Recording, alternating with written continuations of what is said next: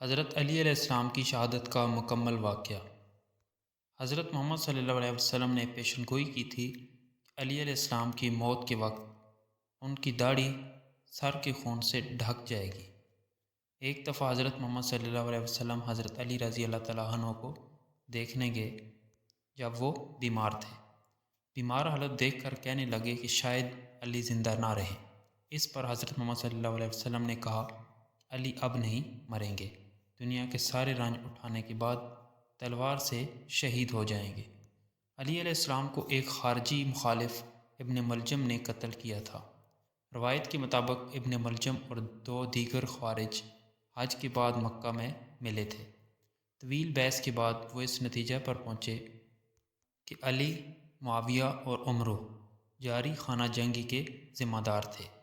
انہوں نے تینوں کو شہید کرنے اور نیروان میں اپنے ساتھیوں کا بدلہ لینے کی قسم کھائی۔ پھر انہوں نے قتل کرنے کی تاریخ مقرر کی اور ہر ایک نے اپنے شکار کا انتخاب کیا۔ الطبری کے مطابق ابن ملجم نے کوفہ میں تیم الرباب قبیلے کے ایک گروہ سے ملاقات کی جو نیروان میں اپنے قبائلیوں کے قتل پر ماتم کر رہے تھے۔ ان میں قطمی نامی ایک عورت بھی تھی جس نے ابن ملجم کو اپنے حسن سے متاثر کیا۔ اس نے شادی کے تحفے، جس میں علی علیہ السلام کا قتل بھی شامل تھا، کے ساتھ اس کی شادی کی تجویز پر اتفاق کیا۔ اس کے بعد اس نے اپنے قبائلی وردان کو ابن ملجم کے مشن میں مدد کرنے کا بندوبست کیا۔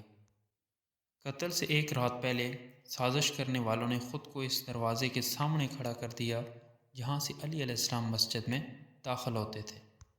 19 رمضان المبارک 40 ہجری کو جب علی علیہ السلام صبح کی نماز پڑھانے کے لیے مسجد پہنچے تو ابن ملجم نے دوران نماز زہریلی تلوار سے علی علیہ السلام پر حملہ کر کے زخمی کر دیا۔ ابن ملجم کو وہاں موقع پر موجود لوگوں نے پکڑ لیا۔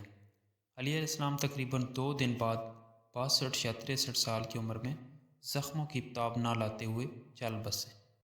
ابن ملجم کی سزا۔ اپنی وفات سے پہلے حضرت علی علیہ السلام نے درخواست کی تھی کہ ابن ملجم کو انتقامی طور پر قتل کر دیا جائے اگر وہ زندہ نہ رہے۔ دوسرے بیانات کے مطابق علی علیہ السلام نے یہ فیصلہ حسن علیہ السلام پر چھوڑ دیا اور معافی کی سفارش کی۔ اپنے آدمیوں سے یہ بھی کہا کہ وہ ابن ملجم کو مضبوطی سے نہ باندھیں۔ اپنے قبائلیوں کو مسلمانوں کا خون بہانے سے منع کیا۔ اس دوران انہیں اچھا کھانا اور ایک نرم بستر بھی دیا۔ تدفین اور مزار۔ علی علیہ السلام کے جسد خاکی کو ان کے بیٹوں نے غسل دیا تھا، اس خوف سے کہ شاید ان کے دشمنوں کی طرف سے ان کی لاش کو نکال دیا جائے اور اس کی بے حرمتی کی جائے۔ علی علیہ السلام کو پھر خفیہ طور پر دفن کر دیا گیا۔